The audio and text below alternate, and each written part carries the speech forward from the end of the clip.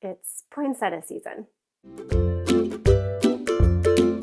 And what better place to go and talk about poinsettias than Olson's Greenhouse Gardens. I've got some friends there, and we're gonna go have a little chat about this beautiful plant with my friend Brad, who is the head grower. Let's get out of here. Look who I ran into. This is Brad. Hey. We are walking in to tell you some things about the poinsettias. Yeah, so we're walking into the Cravo. This is the area at Olson's Greenhouse, Salem, that has the most red poinsettias that are right now. That are. Oh my gosh, let's turn this around. Whoa! So this is the Cravo. Yep. Why is it called the Cravo? That is the builder who built this structure, so it just stuck. This is incredible. Well, this variety right here is Christmas Chorus, and you can see it's quite developed and it has that beautiful dark red. And then as you go throughout, you'll see different varieties. There's the Mirage, then there's one that's called Cinnamon. Has a little bit more of an orange coloring to it. Beautiful. Now, I was just talking to Matt, and he was saying when you're buying your poinsettias, you don't have to worry about the variety as much. That's something as a grower that just helps time it for the consumer. Yes? Yeah, the varieties is very helpful. Yeah, that's correct. And sometimes the different varieties will have a different leaf shape. And so some will have an oak leaf shape, whereas others are more linear, and they're all beautiful though. So pretty. Let's go look around. All right. I didn't know that about the oak leaf shapes. That's very interesting. Yeah, there's a few. There's like winter rose, which is quite different. There's a poly pink. Poly pink. I did grow poly pink. I liked that one. Yeah. My grandmother's name was Polly, so that did really well for me. The pink ones, especially. So you can see we're coming up on some poly pink right here, and the transition from Mirage to poly pink. That deep red, it's beautiful. The deep red, transitioning over. Yeah, and this is a fun pink too. It's kind of not quite bubblegum pink, but it's a red pink. Yeah. It's definitely pink though, if you look at them together. There are a few unique orange poinsettias that are great for a Thanksgiving get-together meal or whatnot. I grew some of those last year, and I loved those. There was the white, there was the kind of pistachio, lighter green, the coral salmon, orangey one, Yep. autumn leaves. I think autumn leaves, yeah, but exactly. it was great, and it grew forever for me, even when I didn't water it so well. Yeah, and we can talk a little bit about aftercare.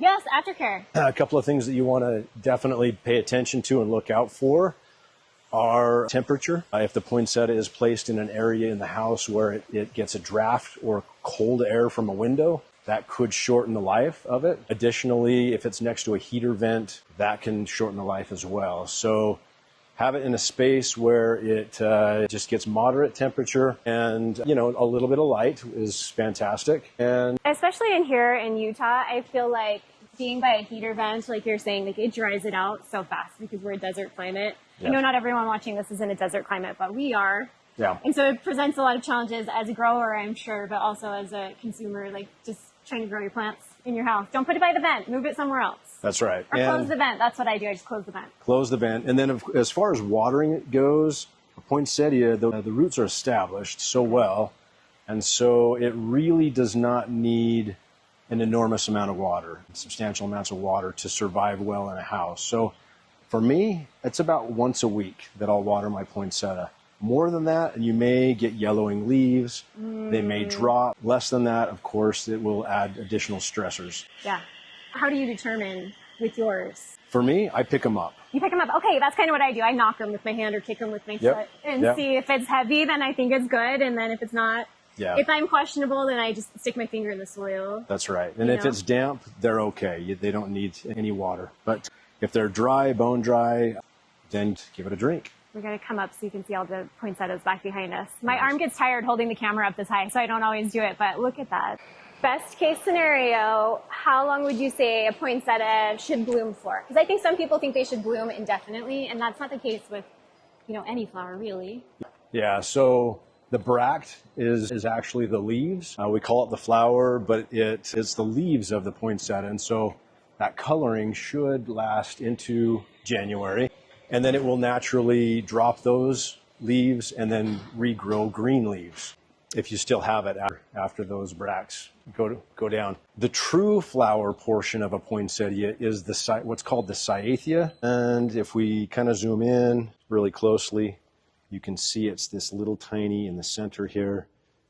a little bit green. Wait, point at it one more time. Green little buds right here. There we go. Cyathea. And they're yellow flowers, and they're inconspicuous, so it's not something that a lot of people recognize or see when they think of a poinsettia. Okay, sorry about the beeping. That's a filter on something. But look at this cool speckled variety. These ones are getting ready for the color to change. So neat. I love the speckly ones. I think they're really cool. This is a marble. And you get that bicolor. This one happens to be pink and yellow. They do really fun things with the breeding on poinsettias. Room after room. Big, beautiful poinsettias. This is still a little bit early as far as the color change goes. You still see a lot of green, but part of my job as the head grower is to help determine the climate and the temperatures in the greenhouse throughout the day and night. That's the ceiling that's moving. If you can hear that, it's the ceiling is opening and closing according to the weather. And so based on the temperatures, we're able to get the bracts, the red portion of the poinsettia, to open up and develop. And so if the temperatures are correct, the average daily temperature between 66 and 68 degrees, then we can calculate how many days it will take to get full color, full poinsettia bloom and color. Really? Yep. So you're the math guy. Yeah. Yeah. I will not be doing the math. I like the mixed. Wait, is that a mix or is that one just white? This one is a bicolor as well. Okay, let's look at this. And it's just beginning. You can see a hint of the white on some of the leaves. Yeah, and the center portion of it will become brilliant white, like bright white, yes. Yeah, so as that continues to develop. That's cool. And some of these are like striped almost. That's neat. There are going to be of a particular variety, so they're all reds, and it's your traditional red, and so it's like the one that everybody really is after. Is that more of a cherry red, more like this? It is, sweatshirt absolutely. I have on? And I kind of wanted to point out real quick, at least for me, what's really important in checking are the roots. And as you can see, the roots are kind of white and succulent, and they look really good and healthy. That right there is the indicator to a good, healthy poinsettia in a plant. If you're looking for longevity in the plant, yeah. Now, when you go to buy your plants, do you take the pot off and take a peek? I personally do, yeah. You do? Okay, I was thinking, I have definitely in the past. Yeah. But I'm just curious. We all know I would do that too. 100%. And it my kids are like, Mom! I'm like, it's fine. Yeah. It's fine. Well, and anybody that's working in the nursery would and should be okay with that. So we're coming into zone 10 here. This is the last zone, last acre. And are these each an acre? How big are these rooms? Yeah, each zone is an acre, and we have about 15 acres here full of poinsettias. And see, these are the whites here, and they are still young. They have about 3 or 4 more weeks to go. Here's another kind of a unique one here, multicolor. You'll get everything from that speckly red, orange tones. I don't think I've grown this one. That's just a fun, different, unique color. Which color is most popular? Red. Traditionally reds? Yep. Yeah, absolutely. And with all the other colors, I mean, they're fun to have maybe at different times of the year, and especially coming close to Thanksgiving. People like to have a combo on their table.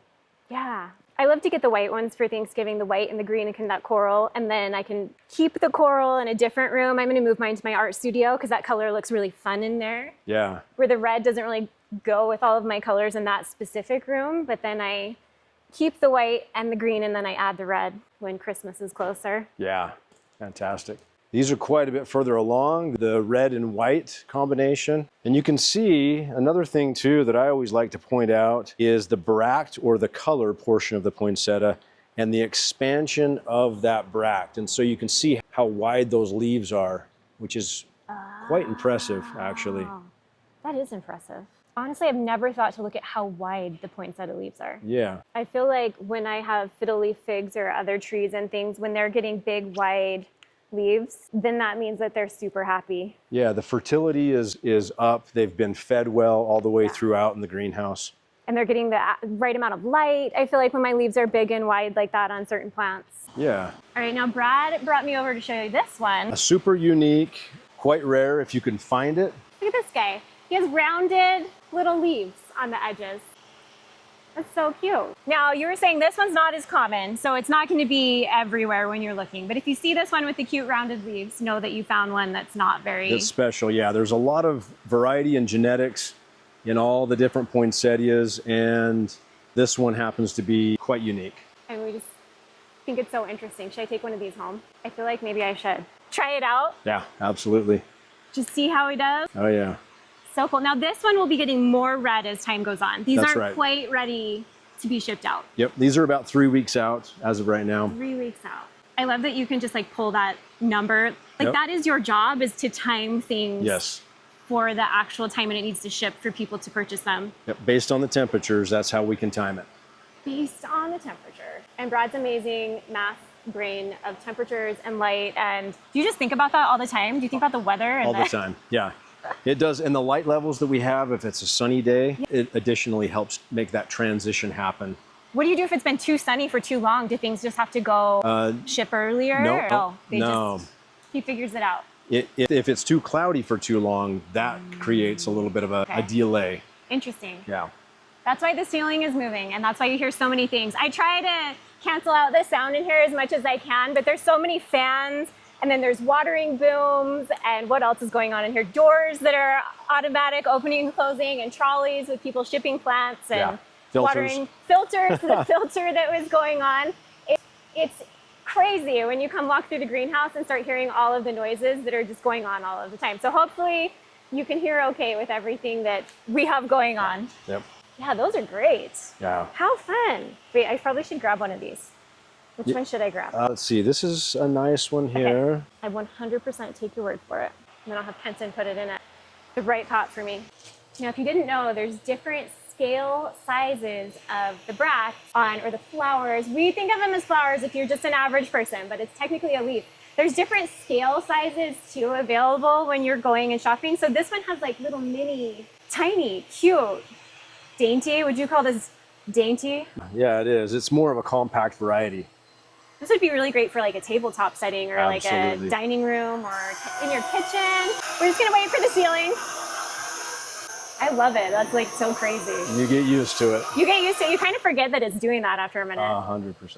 Again, this is a great one for a tabletop or maybe like a bedside where you don't need a huge, or if you have a smaller space. Yeah, exactly. You could actually look for the one that has the smaller size bract and use that in your space. And I'm really curious to see what they're going to put this in for a, what do you call it? For a foil and a pot. A beautiful pot. There were some really pretty pots that I saw when I was wandering around the last time I was here. Yeah. Excited to see what those go on. Very cool. So Brett, how do you feel about putting them next to a fireplace? Because I put my giant ones next to my fireplace. Yeah. Tell us your thoughts on that. Is the heat like too warm? Like, do you want to move it if you're turning that on? Yeah, if you're turning the heat on, I would move it. Just kind of move it to the side and then put it back? I would, yeah. We don't run ours a lot. Mostly we just turn it on randomly watching a Christmas movie or something. But Yeah. I do tend to move mine. I was just wondering if I was doing more work than I needed to. No, that's if you want the longevity of that plant to last through the holidays, of course, and then beyond, then I would definitely take those measures to Move it aside. Yep. Now we just ran through the room that had the smaller little poinsettias. Is that 4-inch pot? The 4-inch pots. The 4-inch pot. How do you feel about watering those with ice cubes? I think I've never tried it, but it probably would work. It could work. I'm going to try it this year. I've done it on larger ones. I've never tried it on one that small. So I have done ice cubes on my larger poinsettias. Mostly I take my kids' water bottles at the end of the day and I dump them in. Yeah. And that's how a lot of my poinsettias get watered. So the soil would kind of act as an insulator, and then as it slowly melts, It'll absorb provide it. Exactly, yeah. We'll see. We'll try it out this season and see how it goes. Now look at all these cute ones. What are these guys? This is the Syngonium or Nephthyitis. These are all different components that we grow that can be built into combinations. Combo fun. bowls with a poinsettia, and really gives it a great look. So you can buy the combos. I love the combo bowls because they lasted me so long, and I just ended up actually pulling my poinsettias out. And it did fine without anything filling the spot, but you could fill that spot with something else too. If you have another house plant and you want to stick it in there. This smells amazing. Rosemary. This one's the rosemary. Yeah. The rosemary smells so good. Brad's giving all the wise tips off camera, so I'm making him repeat himself for you. All right, wait, tell us what you're saying. Okay, so there's something that we do here in the greenhouse that we found extremely beneficial. And this could be for any of your house plants or additionally for any pots and containers throughout the season.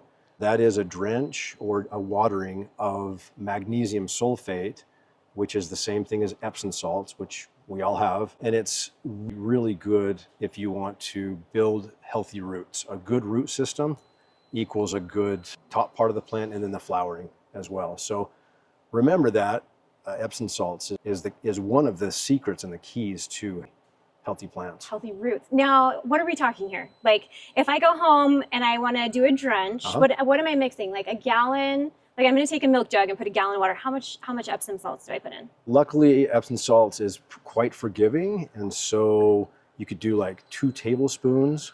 Okay, in the gallon. Yep. And then do I need to let that kind of swish around and dissolve a little bit and then pour it on? Exactly. And then when you say soak, in my mind, I'm pouring enough to just like do it over a sink and just let it soak all the way up, absorb into all those roots? Or is like right. bottom watering what's better? Absorb from top down. Top down. Yeah. Okay.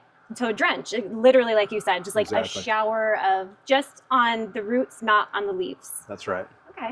Okay, I'm gonna try this. Yeah. I go home and you're like, where'd all the Epsom salts go? Natalie's watering all the houseplants that have been neglected all summer long. Brad just said, with your houseplants, you're waiting till you visually see wilting. Yes, I was telling him my husband's way better at the houseplants than I am. They're literally still alive in the summer because of my husband watering them. And then I bring them back with they get all the love in the wintertime in my house and all the grow lights because I need like the light. So I put a bunch of grow lights. And so they do so much better in the wintertime, but he keeps them through the summer because he's consistent. He's a consistent guy. Nice. I wait till they're a little stressed out and then, oh yeah, I need to water you, which is not good. Yeah, I mean, it's not ideal. Not ideal. It's not ideal for plants. Well, Brad, thank you so much for all your tips. That was very helpful. Absolutely. Thank you, Natalie. Anytime? Anytime. And I know where your office is, so now I can come find you when I have questions. Yeah, yep. I'll give you the tips and tricks anytime. All the tips and tricks. I have his phone number too. So we're going to keep Brad in the loop, and upcoming seasons, we know where to find you now. Yes, exactly. Thanks again. Thank you. Now, Brad had to get back to work, but that doesn't mean we're finished here. I want to show you a couple of things. I don't know where these are going, but you need to tag me in comments if you see them in stores anywhere, because I would really like to know where these are headed. I just have no idea. They've got all these racks beautifully loaded up. Look at these. There's some on the other side I need to show you too. Oh my gosh, this one lights up. It's like a little Dr. Seuss whimsical tree. He says he lights up, but I don't know how he lights up. Wait, stop. I don't want to pull the thing on the battery. So there's a battery pack in here, and then it's wrapped with fairy lights to light up. And it even has like a great little cute bag on the bottom. So fun. Now this is more of a cute Charlie Brown style Christmas tree that's been so popular the last couple years. Just a sparse, cute evergreen. He also has the little whimsical ornament tied to the tip. Oh my gosh, my kids would think this one's hilarious. It's like a little elf turned upside down in the bottom of the plant, like little elf feet. And they're just picks. You could use those over and over again. That's super fun. How cute. And a beautiful little tree in the middle. You know I'm here for the flowers, and they did not disappoint. These are way cute. They have cute little picks in them, and these are cyclamen. Now my cyclamen actually does really well as long as I keep it near someplace that I won't forget to water them, because for whatever reason I tend to let mine dry out longer than they would like, but it's okay. I am who I am. This one's kind of a pretty fuchsia color, and then this one's a definite Christmas red with the cute berries inside. My mom would love this. I love this too. My Christmas stuff is all red. Going strong again this year too. Oh, there's so many more good ones I need to show you. Wait, the rosemary is on point. This one it makes your house smell good, and I rub my hands across it anytime I walk by I almost said raspberry plant. Anytime I walk by my rosemary plant, this one's a little tin. Has a cute little clip-on bow and a little pick in the front. These guys too. This is a Dusty Miller, but that's just really pretty. These would make an excellent hostess gift. The price is right and the size is good. There are so many over here. Look at this guy. And then we've got this cute little Santa hat with mittens attached. Those are really fun. Again, really cute hostess gift, neighbor gift type option. And then I love this one. This might be, I don't know if I can pick a favorite. They're all so good, but I am a sucker for a very classic Christmas tree with a star. How adorable is that? I would guess this is a dwarf Alberta spruce, but I don't know for sure. It does say spruce. And it has those fairy lights in it and the cute clip-on star. It's on the tiniest little wooden clothespin and then an adorable little pick on the bottom. I really want to see these lit up. I am showing a lot of restraint by not lighting one up right now. I just want you to know. There's also a bigger size with the elf feet, and it has a really big size of the head with mittens. And then look at this cute guy. Little snowman. Now, if I had to guess, I would say these are prepped to be shipping out really soon. And I'm actually standing in the room where they are watering and planting. So I'm going to show you that as well, because it's fascinating to see. I know there's all the beautiful plants, but can we just, like, a big old bag of soil? I don't even know if I should be touching that, but like, it's amazing. I started gardening. If you're new here, I started gardening because I had an iron deficiency and I craved the smell of soil. So I didn't start gardening. I just started gardening hardcore during my second pregnancy, and that's why. I love dirt.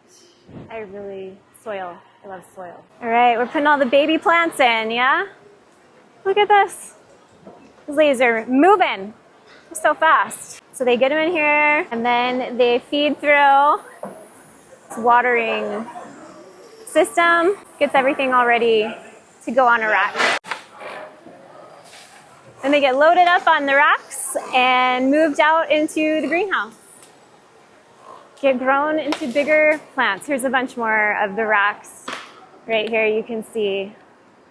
And then they'll get them out in the greenhouse. So I'm assuming these are some things coming for spring. Some campanula, forte blue. Looks like they're planting up today. Yeah, we are. Ready? Yeah. Oh, I love those ones. Those are cute. Oh, look how cute the poinsettias. And ivy. So you ladies are just putting them all together, the combos. Oh, look at this. There's rosemary in this one too. Busy, busy. How pretty. And you guys are fast, man. So quick.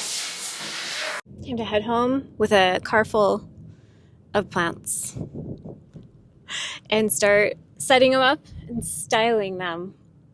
My husband's laughing. He said this car was made to hold exactly this many plants. And he's not wrong. The poinsettias are starting to ship out to stores this week. You'll see many, many more in the weeks ahead. Well, we got everything carried in, and now I am ready to decorate my art studio. I appreciate you being here and watching my videos, and I'll see you next time. Let me know what you'd like to see next.